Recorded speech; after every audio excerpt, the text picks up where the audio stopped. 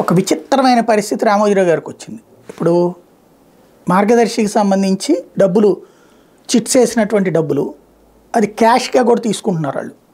మామూలుగా అయితే కనుక చిన్న అమౌంట్లు ఏమైనా క్యాష్ తీసుకోవచ్చు, కానీ పెద్ద అమౌంట్ ట్రాన్స్ఫరే జరగాలి. అలా కాకుండా క్యాష్గానే ఇస్తున్నారు. ఆ క్యాష్ని తీసుకెళ్ళి బ్యాంకులో డిపాజిట్ చేయడానికి వెళ్తుండగా పోలీసులు పట్టుకున్నారు. అది ఎన్నికల సంఘానికి ఆ డబ్బులు హ్యాండ్ ఓవర్ చేశారు. దాదాపు 50 లక్షలు, 1 కోటి రూపాయలు, అంటే సగం కోటి, అరకోటి అమౌంట్.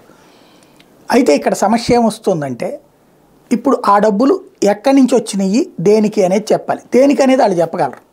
ఎక్కడి నుంచి వచ్చినాయి అంటే సదరు వ్యక్తుల లిస్ట్ అంతా చెప్పాలి.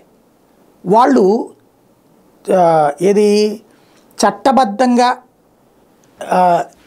ఈ మనీ నిబంధనల ప్రకారం అయితే ఆన్లైన్ ట్రాన్స్ఫర్ చేయకుండా ఉన్నారు, క్యాష్ రూపంలో ఇచ్చారంటేనే దాని వెనకాల ఏదో జరుగుతుంది. ఇక్కడ క్యాష్ రూపంలో ఇచ్చారు అంటేనే దాని వెనకాల ఏదో జరుగుతుంది. అంటే అక్కడ తమ డిస్క్లోజ్ కాకుండా ఇప్పుడు వాళ్ళందరి పేర్లు బయట పెట్టేటట్టయితే వాళ్ళందరూ ఇట్లాగా వేరే రూపంలో రూపాయి సంపాదించుకుంటున్నట్టు ఏదో తేలుతుంది.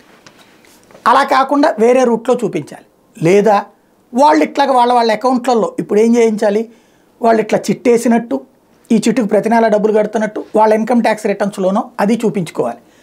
అట్లా చూపించాలంటే వాళ్ళకి ట్యాక్స్లోకి పడుతుంది, అది ఆదాయం కింద కనబడుతుంది. కాబట్టి ఇది ఇప్పుడు వాళ్ళని కన్విన్స్ చేసే పని ఈ పోలీసులు పట్టుకోవడం వల్ల వచ్చింది.